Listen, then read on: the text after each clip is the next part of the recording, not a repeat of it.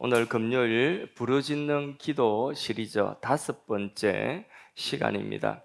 다음 주까지 6번째 하고 마무리를 하려고 하는데, 오늘은 부르짖는 기도는 구원과 또 정복하는 능력이 있다, 이런 제목으로 구원과 정복의 능력, 이런 제목을 붙였습니다. 지난주일 혹시 설교 제목 생각나십니까? 예, 지난주일 설교 제목, 예, 맞습니다. 말한 대로, 그 앞에는 뭐죠? 이 말을 하였으니, 말한 대로, 예, 이 말을 하였으니. 예, 조금 무리한 부탁일 수도 있는데, 그럼 지난주 요절 말씀 민수기 14장 28절을 혹시 외우신 분, 이미 암송하신 분, 너무 무리한 부탁인가요? 예. 어떻습니까? 예, 한번 해볼까요? 그들에게 이르기를 여호와의 말씀에 내 삶을 두고 맹세하노라. 너희 말이 내 귀에 들린 대로 내가 너희에게 행하리라. 민수기 28장 14장 28절 말씀이죠. 예, 어, 너희 말이 내 귀에 들린 대로 내가 너희에게 행하리라. 하나님이 자기의 이름을 걸고 맹세하신 약속입니다. 많고 많은 소리들 가운데서 사람의 입에서 나오는 이 소리는 좀 특별합니다. 물소리가 많이 나고 또 새소리가 막 나도 잠은 잡니다. 오히려 잠을 더 깊은 잠을 잘 수 있습니다. 근데 사람 소리가 와글와글와글 이러면, 그러면 그 사람 소리는 소음이 돼서 잠이 안 옵니다. 그리고 옆에서 누가 속닥속닥속닥 이렇게 하면, 그러면 집중이 안 돼서 공부하는 사람이 공부가 잘 안 됩니다. 뭐 일하는 사람이 옆에서 뭐라 말해서 하면 그 말소리 때문에 신경이 거슬려 가지고 집중이 안 됩니다.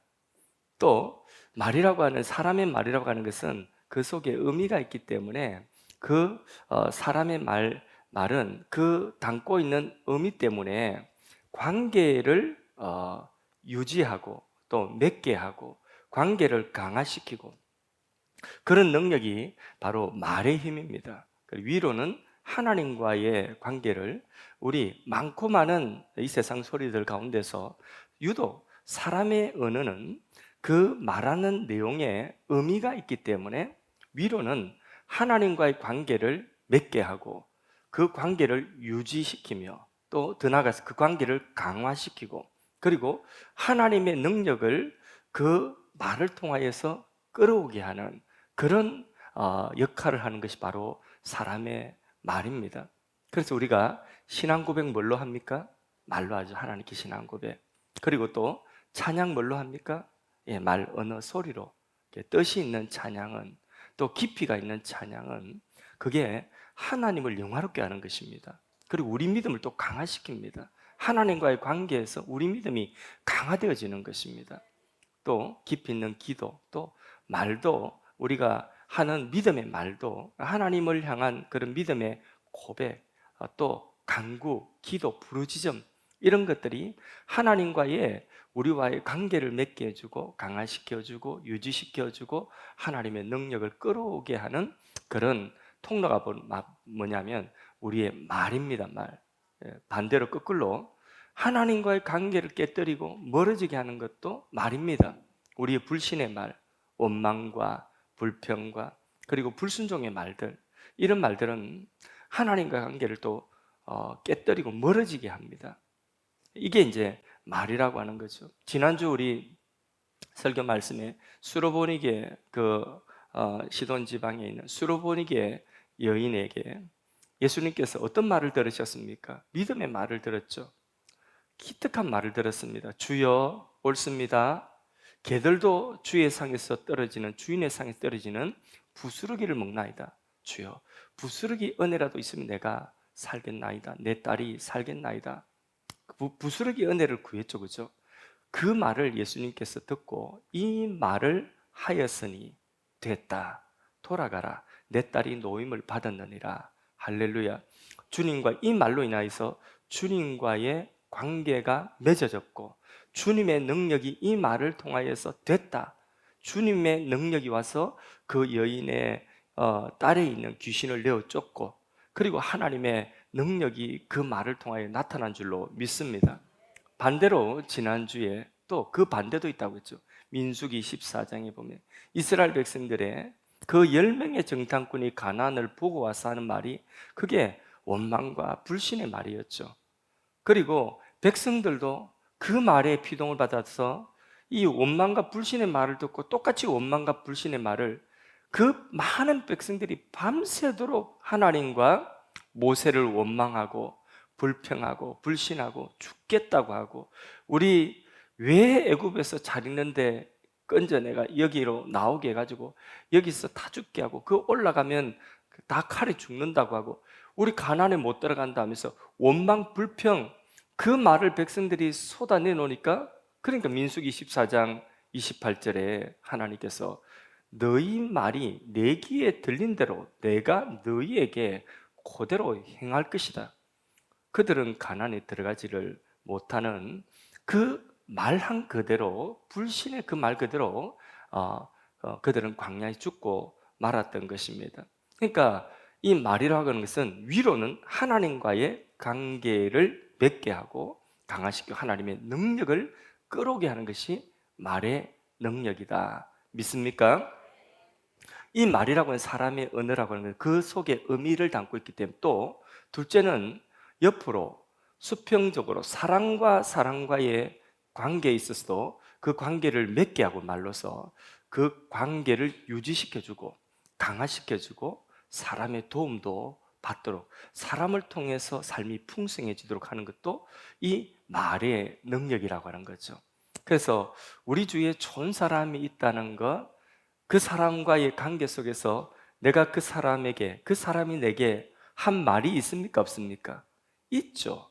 한 말이 있기 때문에 이 관계라고 하는 것이 맺어지게 되는 것입니다. 그래서 잠언 32장 1절 말씀에 사람의 말 한마디로 무엇을 갚는다고 하죠?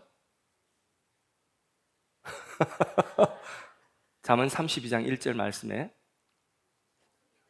없습니까? 똑똑하네. 예, 예, 속담에 말 한마디로 천냥빚을 갚는다. 사람과의 관계도 그런 것 아니겠습니까? 말 한마디로 사람과의 관계가 그렇게 내가 사람에게 은혜를 입을 수도 있다는 거죠. 반대로 말 한마디로 그동안 쌓아놨던 공을 다 허물어뜨리기도 하는 것입니다. 말 한마디로 사람과 등지고 원수지는 그런 일도 있는 것입니다. 그래서 이 말이라고 하는 것은 너무 중요한 거예요. 이 소리가 나갈 때는 이 옆에 사람과의 관계에도 그렇게 소리가, 이 말이 영향을 미친다는 거죠. 그러면 우리가 살고 있는 이 환경과 눈에 보이는 물질 세계, 우리 주위에 있는 눈에 보이는 이런 환경에도 이 말이 영향을 미칠까요? 안 미칠까요?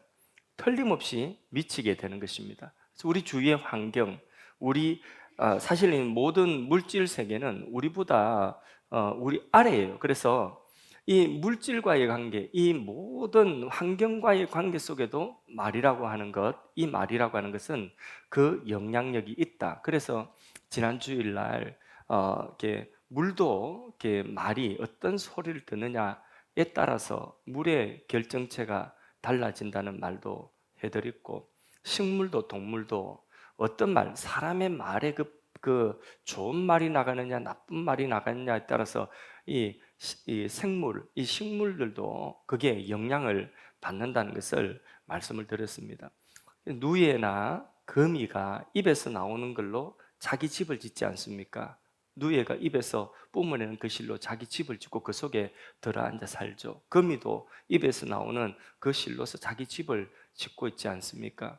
마찬가지로 우리 사람도요, 사람의 입에서 나오는 그 말로 우리 인생의 집을 짓는 거예요.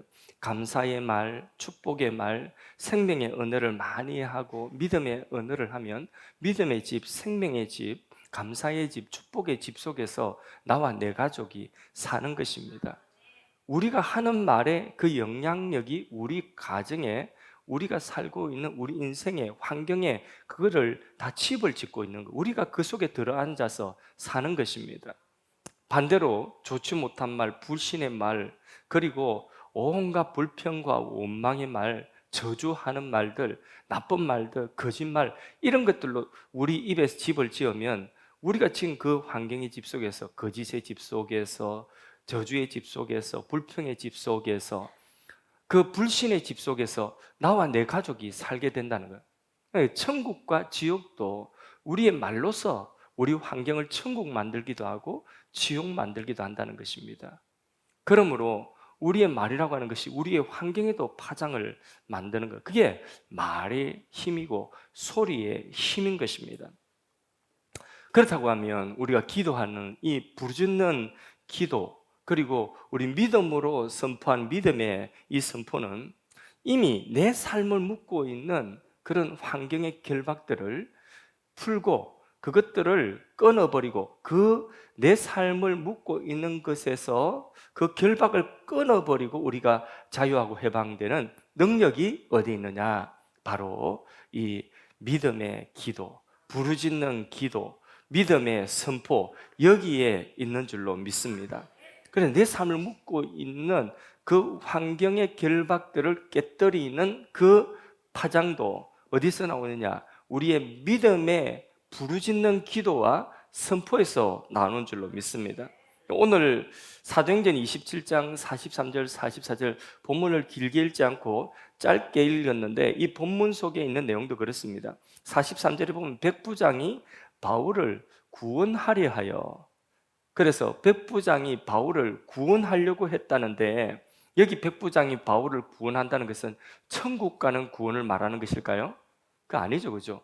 쥐가 무슨 능력이 있어서 바울을 천국 가는 구원을 시켜준단 말입니까? 그럼 이 구원은 무슨 구원입니까? 그거는요, 지금 풍랑이 있어가지고 유라굴라라고 하는 그 광풍, 미친 바람이에요. 그래서 미친 듯이 바람이 불고 파도가 넘실대는데 이건 살 소망이 없어요. 맨날 며칠을 일고 있으니까 뱃멀리 하다가 사람들이 이제는 막 화물 그 무역선에 그 모든 그 화물들을 다 바다에 버렸어요. 살려고. 그러고 나서도 이제는 도무지 이제는 가망이 없는 것입니다. 이런 상황 속에서 이제 제수들이 만일에 도망을 간다고 한다면 이 상황 속에서 제수들을 붙잡아 놓고 있는 것도 힘들잖아요. 그러니까 제수들을 다 적결 처형을 하려고 했어요. 그 제수 중에 한 사람 누구였죠? 바울 아닙니까?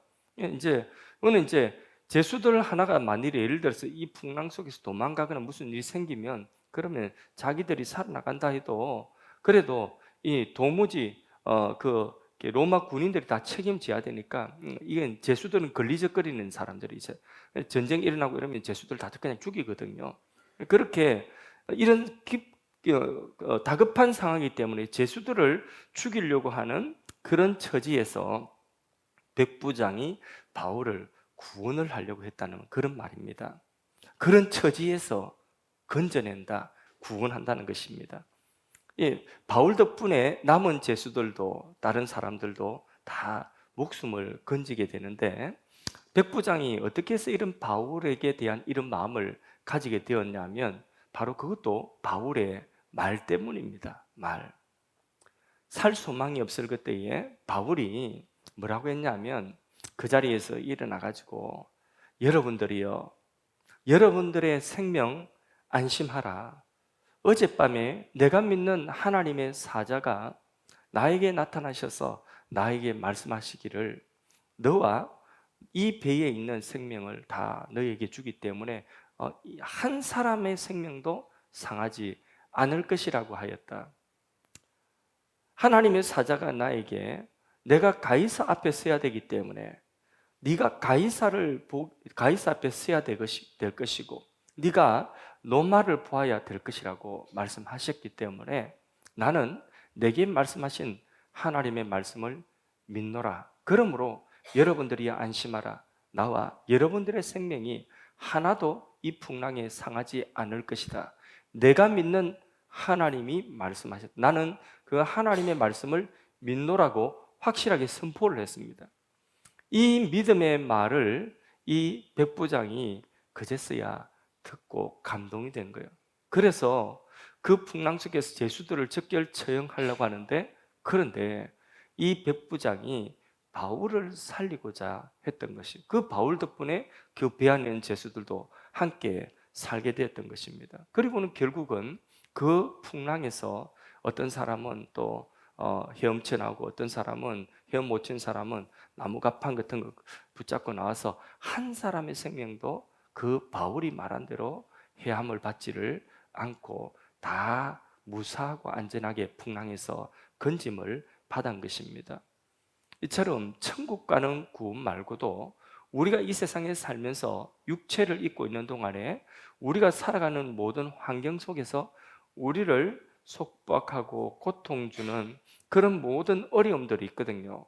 이런 것들로, 이런 어려움과 속박으로부터 구원받는 그런 구원의 역사도 바로 무엇을 통하여 일어나느냐 하면, 우리가 하나님께 기도하고 우리가 선포하는 말대로, 그렇게 믿음의 말대로 그런 역사가 우리 환경 속에 일어난다는 것입니다.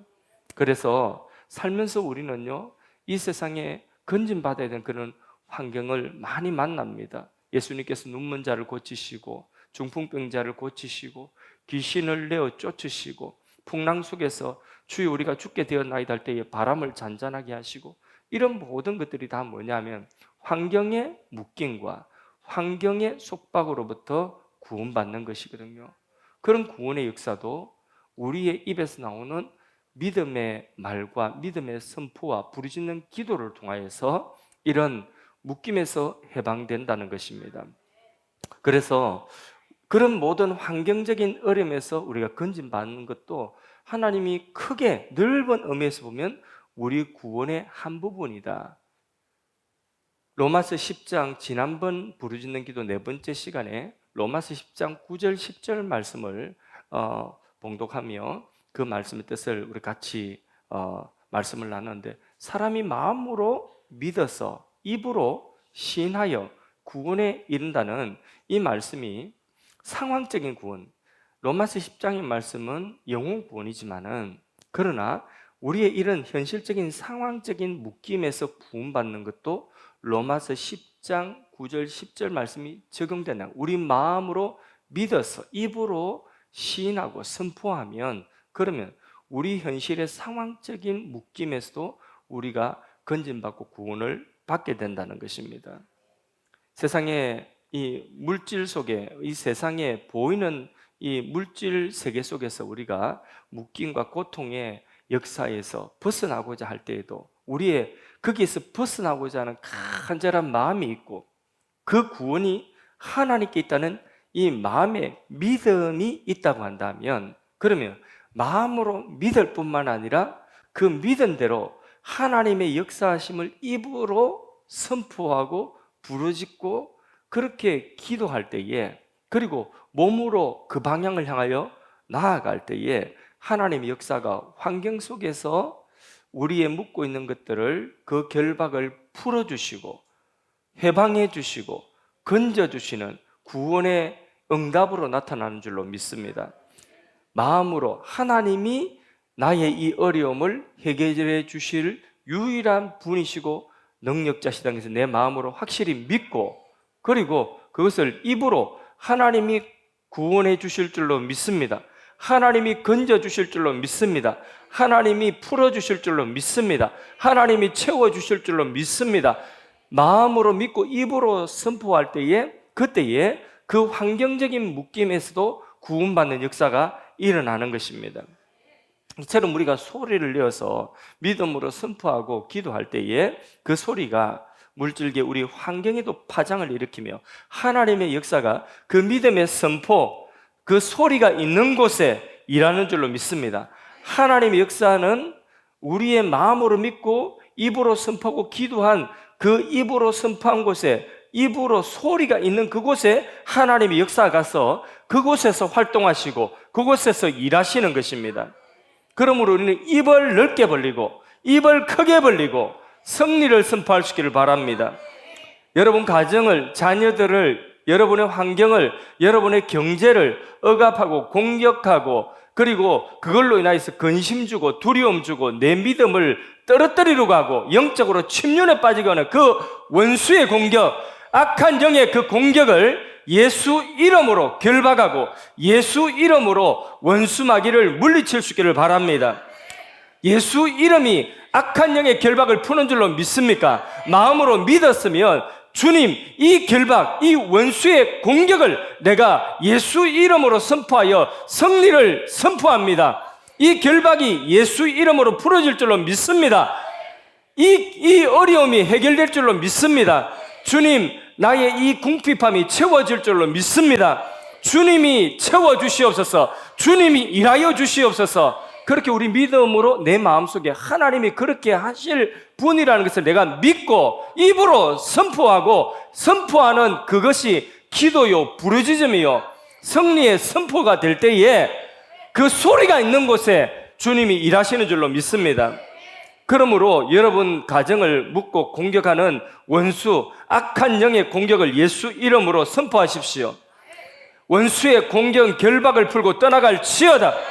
더러운 귀신 악한 영은 떠나갈 지어다. 우리 가정을 불행하게 하는 악한 영은 떠나갈 지어다. 마귀 사탄은 떠나갈 지어다. 죄짓게 하는 사탄은 떠나갈 지어다. 마귀는 떠나갈 지어다. 병으로 고통 주는 원수야 떠나갈 지어다. 내게 염려와 고통과 두려움을 주는 그 원수, 그 악한 영의 그 묶임에 우리가 묶여서 꼼짝 못하면 안 되는 것입니다. 어떤 때는 이유를 알 수 없이 그냥 내가 영적으로 확 침륜에 빠지고 아무것도 하지 못하고 아무것도 하고 싶지 않은 그런 마음이 확 들 때가 있죠.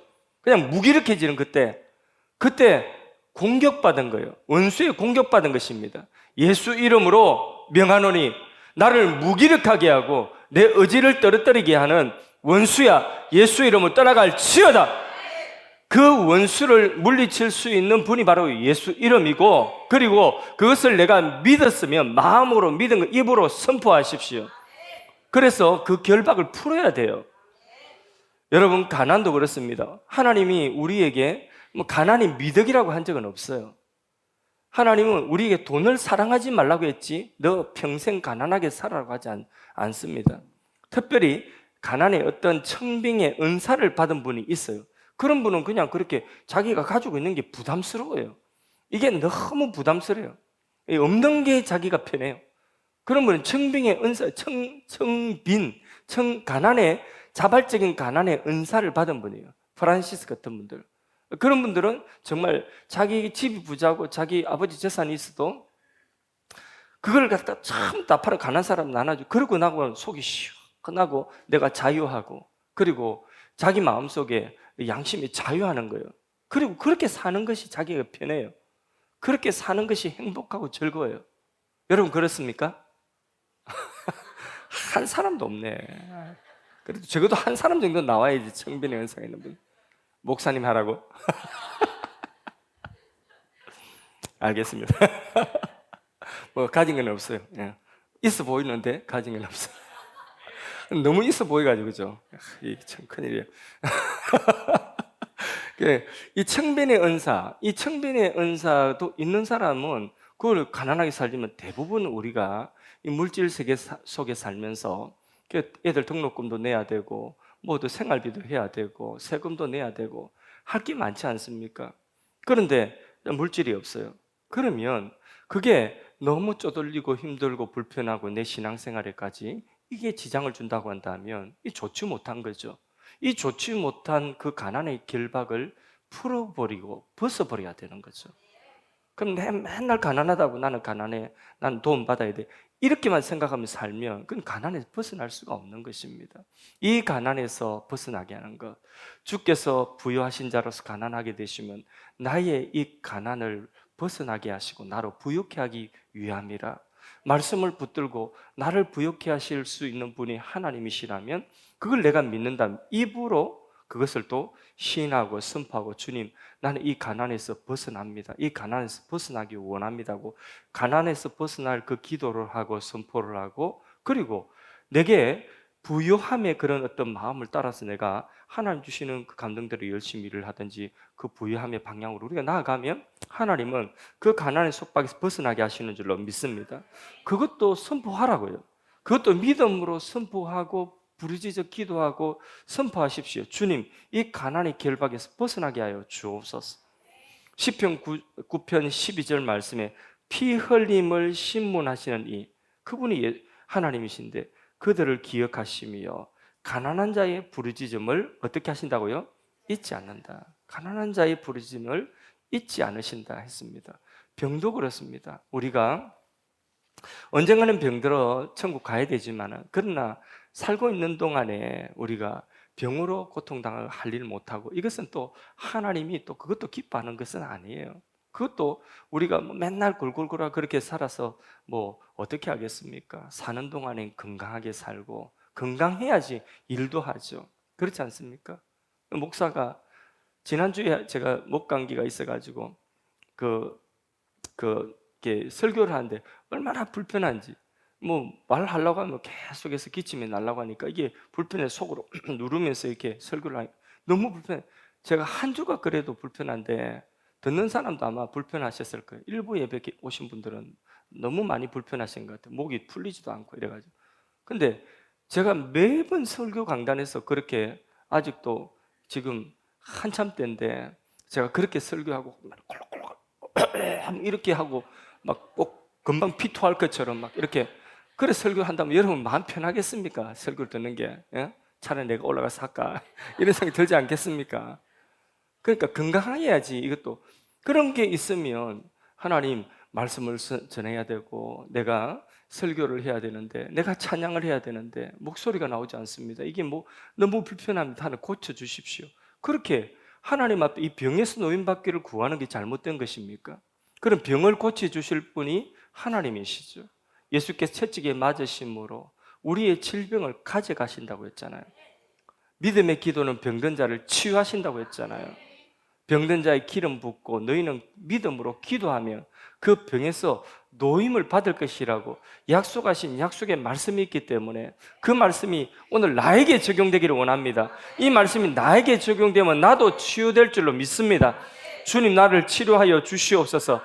바디메오가 부르짖어서 그렇게 기도한 것처럼 부르짖어서 우리도 기도하여서 그 육체의 질병으로부터 그 고통으로부터 우리가 벗어나야 되는 것입니다. 그 환경의 결박에서 구원받는, 환경의 어려움에서 구원받는 그것도 어디서 나오냐? 마음으로 믿어서 입으로 시인하고 부르짖어서 선포할 때에 그런 승리의 역사, 구원의 역사가 일어나는 줄로 믿습니다. 그래서 너는 내게 부르짖으라. 내가 내게 응답하겠고 크고 비밀한 일들을 너에게 나타내 보여주시리라. 기도 응답의 체험이 남의 것이 아니라 내 것이 되고 내 입으로 그 하나님 역사를 간증할 수 있기를 바랍니다. 복된 소리는 절제하는 게 아니에요. 복되지 못한 소리는 절제해야 되지만 복된 소리는 절제하는 것이 아닙니다. 복을 막는 것이 됩니다. 그래 되면. 그러니까 하나님의 역사를 하나님 계속해서 은혜를 주시는데 근데 그걸 절제를 하면 그러면 그게 막히는 것입니다. 어떤 분은 막 이게 전도를 하고 싶어서 견딜 수가 없어요. 나가서 또 전도하면 사람이 또 붙는 거예요. 정말 사람이 따라오는 거예요. 전도의 미련한 방편, 내가 전하는데 사람이 내 손 붙잡고 같이 교회 오겠다는 사람이 생기는 것입니다. 그러니까 전도를 안 할 수가 없어요. 그래서 한 근사님은 막 그렇게 전도를 하는 거예요. 나가면 전도하고 또 집에 있어도 마음속에 계속해서 전도에 대한 그런 나가서 외쳐야 된다는 그런 부담감이 있어가지고 계속해서 가니까 전도를 하러 나가니까 그러니까 자기 시간이 없는 거예요. 근데 이분이 절제가 하고 싶은 절제. 그래서 이걸 절제를 하려고 하나님께 이 마음을 거둬달라고 이렇게 기도를 하고 했더니 그 근사님이 하시는 말씀이 그래요. 그 기도하고 난 이후로 하나님께서 전도할 사람을 붙여주질 않더라는 거예요. 그 다음부터 나가서 전도가 안 된다는 거죠. 평생을 그렇게 내가 안전뱅이를 묶이 있다 이런 말씀을 하시더라고요. 그러니까 그때에 절제한 것, 그 말해야 되는데 말 외쳐야 되는데 외치지 않고 절제한 것, 그것이 평생의 후회가 된다. 그렇게 말씀을 하셨어요. 근사님 저보고. 그래서 야, 이 복된 이야기, 복된 소리는 절제하는 것이 아니구나. 막 찬양이 나올 때는 절제하면 안 돼요. 찬양해야 돼요. 기도 소리가 막 쏟아져 나올 때는 절제하면 안 돼요. 근데 옆에 사람 눈치 보지 마세요. 그냥 확 쏟아내야 돼요. 그 복된 소리는 절제하는 것이 아닙니다. 전도 막 하고 싶을 때는 외치고 싶을 때 나가서 확 외쳐야 돼요. 절제하면 안 됩니다. 복된 소리는 절제하면 안 됩니다. 내가 막 하나님 내게 주신 은혜를 간증하고 싶고 막 말하고 싶어요. 그러면 그 하나님이 행하신 일들을 말해야 돼요. 자랑해야 돼요. 그건 절제하면 안 돼요. 설교 시간에 설교 길이는 조금 절제를 해야 될 것 같아요. 맞습니까? 아, 그렇죠. 그렇게 받아들여야죠. 다 절제하면 안 된다 했는데 아멘. 설교는 좀 짧게 해야 되겠다, 적게 해야 되겠다. 이러면 그럼 아멘 하면 뭐 좀 말이 안 맞는 거지, 그죠? 조금 길어도 용납하십시오. 강력한 기도 소리, 이 기도 소리는요, 정신적이고 육체적이고 물질적인 결박으로부터 구원받는 방법인 줄로 믿습니다. 그래서 우리는 분명한 소원과 그 기도를 마음으로 믿었으면 입으로 선포하는 거죠. 입으로 선포하고 주님 앞에 그 기도를 올려드리는 것입니다. 그러면 그 기도가 하나님과의 관계에서, 사랑과의 관계에서, 그리고 나를 둘러싸고 있는 주위의 이 물질 세계, 이 환경 속에도 그 기도가 역사하여서 그 소리가 있는 곳에 하나님과의 관계에서, 사람과의 관계에서, 나를 둘러싸고 있는 그 환경과의 관계에서 묶인 것이 풀어지는 줄로 믿습니다. 하나님의 백성들이 부르짖어 소리내는 그 소리를 들으시고 그대로 시행하신다. 민수기 14장 28절 말씀입니다. 아멘. 또 하나 짧게 말씀드리고 말씀을 마무리하겠습니다. 그 소리에는요, 주위를 묶고 있는 것들을 그것들을 결박을 풀고 구원하는 그런 기도의 능력, 그 기도 소리에는 그런 능력이 있다고 했죠, 그렇죠? 그런데 또 소리에는 어떤 능력이 있느냐면 그 소리의 의미를 증폭시키는 그런 능력이 있어요. 그게 사람의 소리의 능력입니다. 마음으로 믿어서 입으로 시인 말하여 구원에 이른다 했으니 이 말에는 확정하는 확정력이 있습니다. 딱 확정하는 힘이 있습니다. 마음으로 믿은 것을 입으로 시인하여 구원에 이른다. 구원이 딱 이렇게 확정이 됐다는 거죠. 확정하는 그 능력이 있습니다. 더 나아가서 그 말하는 내용과 그 의미를 증폭시키는 능력이 어디 있느냐? 말의 능력에 또 있습니다. 그래서 예컨대 어떤 사람이 싫다고 말합니다. 그러면 싫다고 말하는 그 말이 계속해서 싫어지게 되는 거예요. 자, 나는 이 교회가 싫어. 나는 목사님이 싫어. 자, 싫다고 말을 합니다. 난 목사가 싫어. 이 교회 싫어. 그 다음은 뭐 어떤 결과가 나오겠습니까? 그 다음은 왜 싫은지에 대한 말이 자꾸 나오겠죠. 그죠? 나는 누가 싫어. 나는 내 직장이 싫어. 싫다고 하는 말이 나올 때는 그러면 그 다음 말은 뭐냐면 싫은 이유가 분명히 말로서 따라 나와야 되는 것입니다. 내가 싫단 말하면 싫은 이유가 따라 나오게 되는 것 아니겠습니까? 그죠? 그래서 그 싫은 것을 내가 자꾸 싫은 이유를 말하기 시작하면 싫은 것이 어떻게 되냐고 확정되는 것입니다. 확정. 싫은 사람이 되는 거예요. 싫은 목사가 되는 거예요. 싫은 직장이 되는 거예요. 싫은 일이 되는 거예요. 그리고 싫은 교회가 되는 거예요. 그래서 딱 싫게 되는 거예요. 싫은 것으로 말을 하면 말이 확정을 하고 그 다음에는 정폭의 능력이 있다고 했죠. 예. 그래서 점점 더 이게 싫어지는 것이 점점 정폭됩니다. 말할수록 싫어집니다. 싫다고 말하면 점점 싫어집니다. 그러니까 말에 사로잡히게 되는 거예요. 그래서 여러분, 말을 싫다는 말을 참 조심해서 해야 됩니다.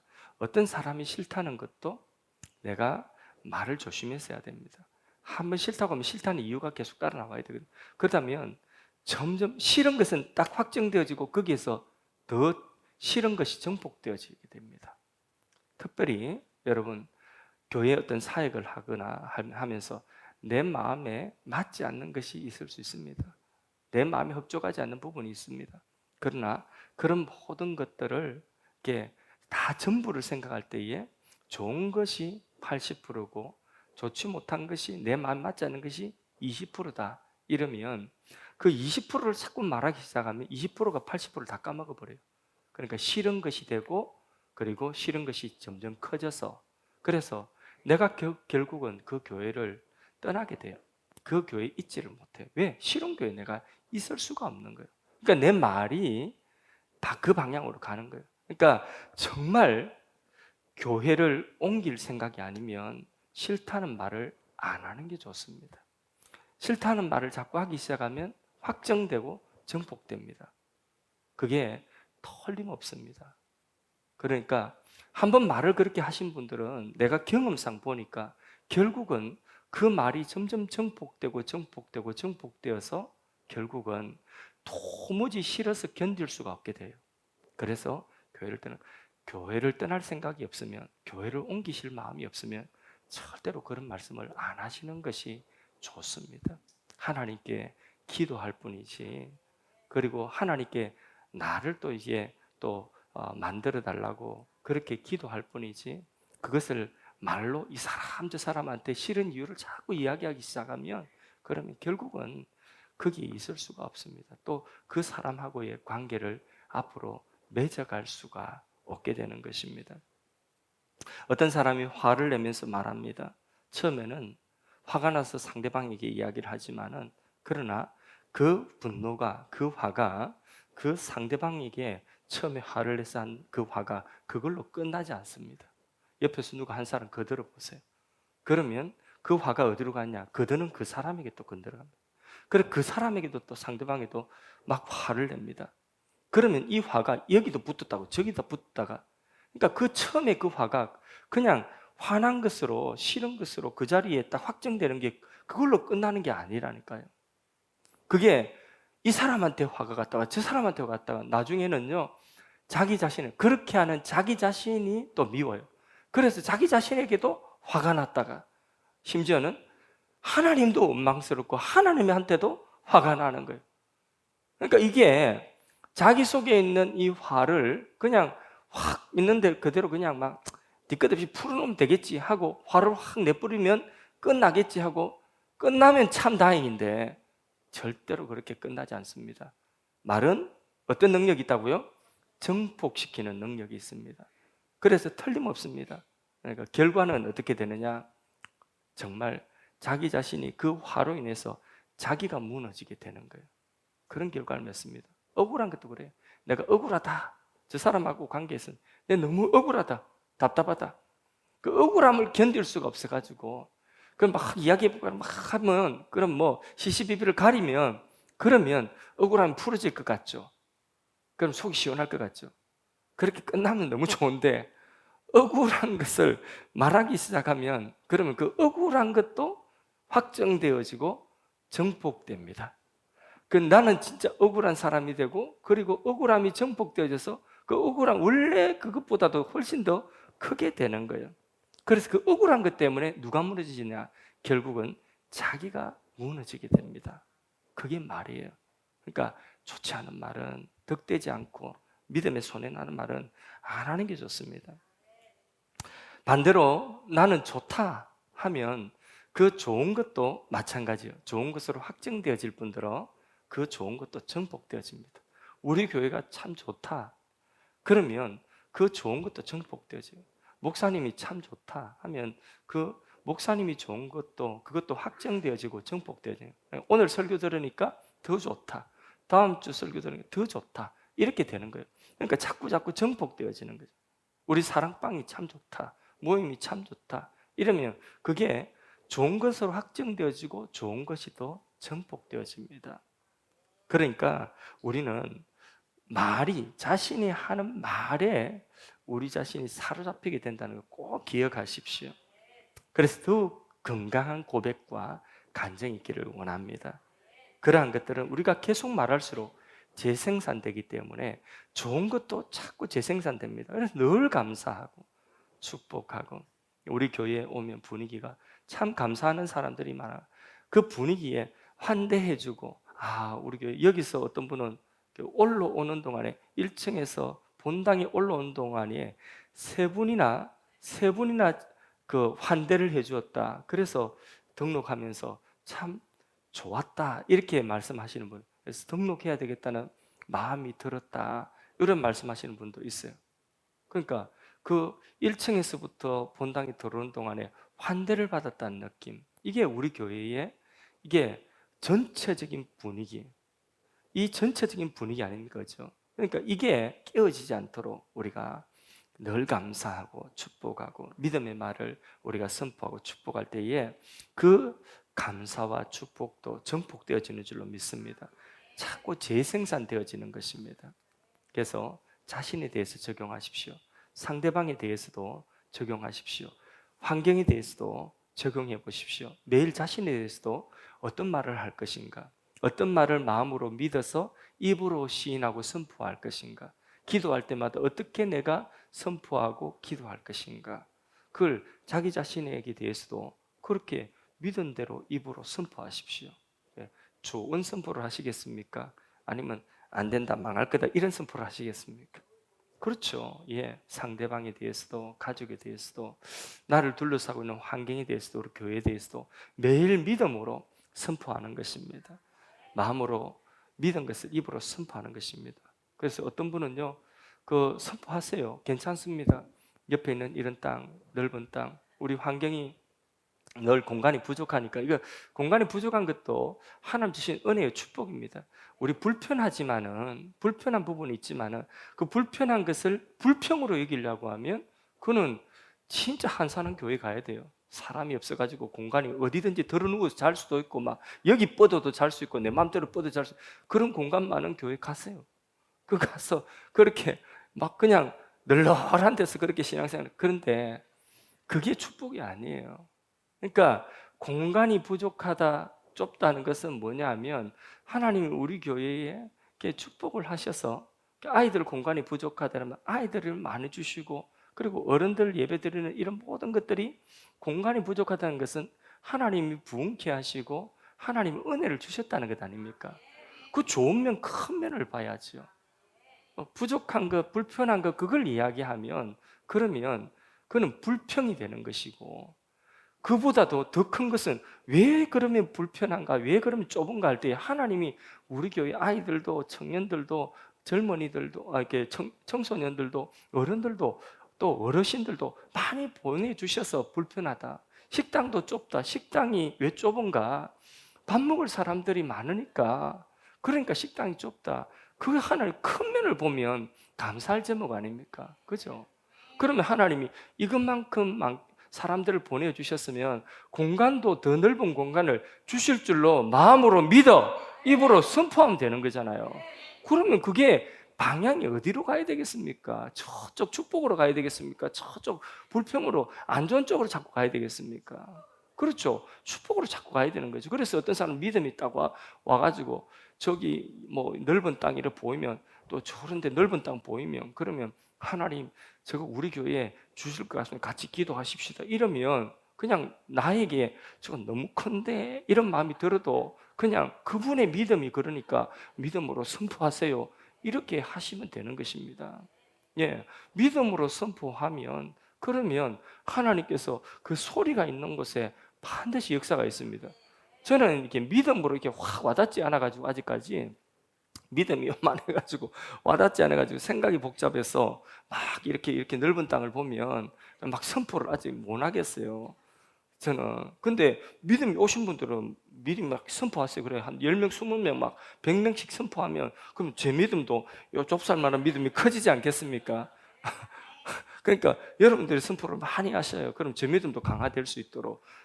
소리는 많은 능력이 있다고요? 정복한 능력. 여러분들이 믿음이 커서 막 선포하면 입으로 선포, 마음으로 믿어서 입으로 선포하면 그러면 좁쌀 만한 제 믿음도 같이 덩달아서 이제 커지는 거예요. 그러면 하나님 그 소리가 있는 곳에 역사하는 줄로 믿습니다. 사람에 대해서도 좋으면 좋은 감정들 또 칭찬해 주고 싶으면 칭찬해요. 오늘 집사님 참 오늘 뭐 찬양이 좋았어요. 반주가 참 좋았어요. 오늘 뭐 반주가 찬양 성가대 찬양이 참 은혜로웠어요.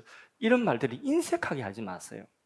카페에서도 커피 봉사하시는 분들, 이런 분들에게 커피가 참 맛있다고 하고 참 수고해 주셔서 너무 고맙다고 하고, 이런 말들을 고맙다, 감사합니다, 사랑한다는 말을 인색하게 하지 마세요. 예, 좀 칭찬과 격려의 말, 이 믿음의 말은 넉넉하게 하면 돼요. 축복은 넉넉하게 하면 됩니다.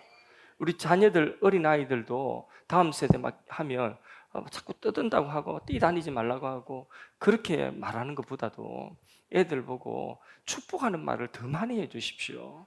그 축복하고 사랑한다는 말을 자꾸 해줘야지, 이 말이 인색감이 없어야지, 그래야지 소리가 확대, 그것이 확정되어지고 전폭되는 힘이 있는 것이에요. 그래서 설교 시간에도 아멘도요, 조금 은혜가 되더라도 한두 사람이 아멘을 크게 해주면 옆 사람은 덩달아 졸다가 일어나 아멘합니다. 그런 게 은혜예요, 은혜.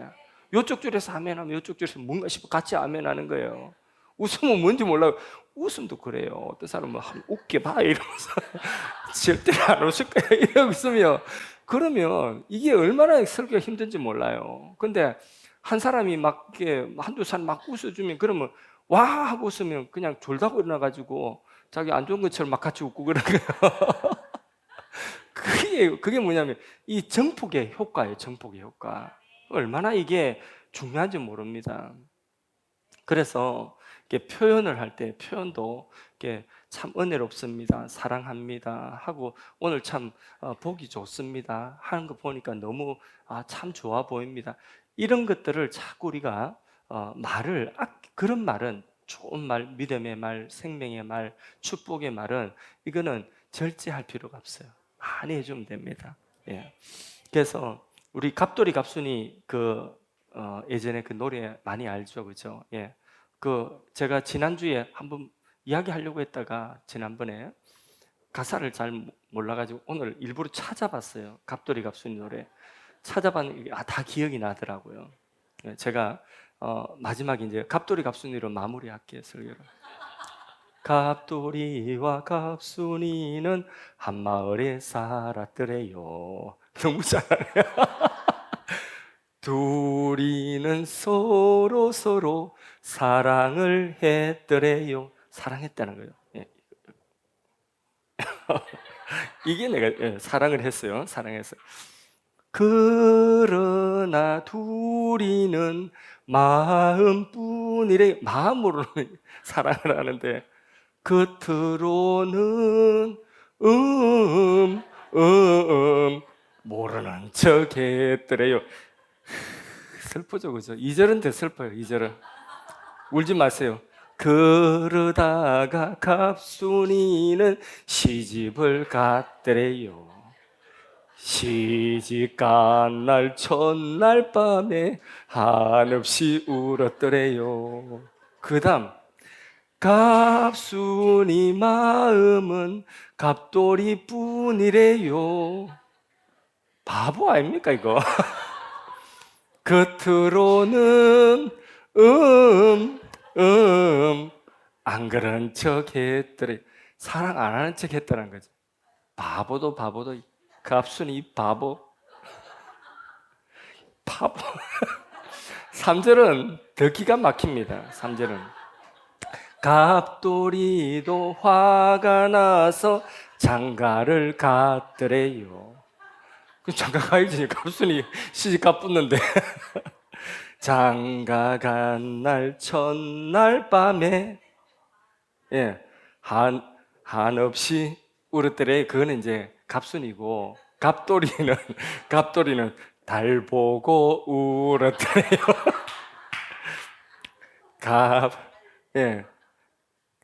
음을 놓친다. 갑돌이 마음도 갑순이 뿐이래요.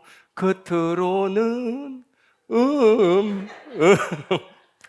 고까지 했더래요. 나 괜찮다는 거죠.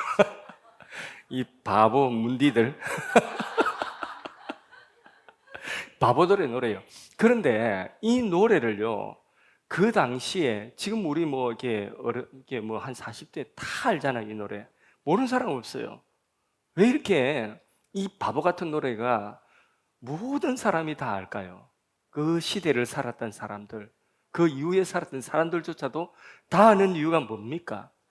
그렇죠. 이게 공감이에요. 공감된다는 거죠. 예. 그러니까 우리나라 사람들의 심성이 이렇다는 거죠. 바보같이 뭘 못해요? 표현을 못한다는 거죠. 표현을 못한다는 거죠. 그래서 50대 이후 세대는요, 기질금사 같은 게 보면 그게 미개발이 많이 나와요. 미개발. 그러니까 체면 문화 때문에 그래요. 체면 문화. 그러니까 자기 안에 있는 걸 표현을 못하고 살아왔다는 거예요. 지금 이제 MZ세대는 너무 표현을 해가지고 당황스러울 때가 예. 우리 사무실에서도 우리 MZ 세대 교육자들, 사역자들은요 표현을 너무 잘해요. 때때로는 뭐 당황스러울 때도 있어요. 먹자고 하고 이런데 뭐 저는 이거 먹을게요 먼저 이런 거 이게 좋아요. 이런 것들이 예전에는 그런 거 아니잖아요, 그렇죠? 예. 예전에는 뭐 과장님 뭐 드실래요? 부장님 뭐 드실래요? 뭐 사장님 뭐 드실래요? 이거 하잖아요. 교회 같으면 목사님 뭐 드실래요? 목사님 짜장면이라면 전부 짜장면 가야 되잖아요. 요새는 근데 이게 참 좋은 거예요. 건강한 겁니다. 근데 예전에는 이 표현을 못했다는 거죠. 마음에 있는 것을 표현을 못하는 게 이게 우리나라 사람들의 그 심성이고 정서였다고 하는 거죠. 그래서 뭐 근데 이 표현 못하는 것도 일종의 묶임입니다. 이게 이제 풀어줘야 돼요. 그러니까 우리가 교회 안에서도 서로에 대한 격려, 칭찬, 축복, 아이들 다음 세대에 대한 격려, 칭찬, 축복 불편하게 생각하지 마시고 좋은 것들을 칭찬하고 축복하고 이것이 소리가 어떻게 된다고? 그것이 좋은 것으로 확정될 뿐만 아니라 어떻게 된다고요? 정복한다. 묶인 것은 풀어주고 구원한다. 거기서 건져준다.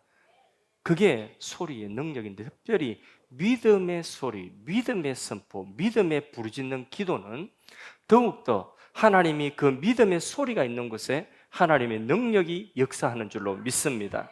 하나님께 대해서, 자신에 대해서, 이웃에 대해서, 공동체에 대해서, 환경에 대해서 믿음의 말을 선포할 수 있기를 축복합니다. 그래서 간증도 하시고 비전도 선포하시고 우리 세대 통합 예배 드리는데 비전 선포를 하려고 하는 사람이 이번 달에 없다 그래요. 왜 없다고 하지?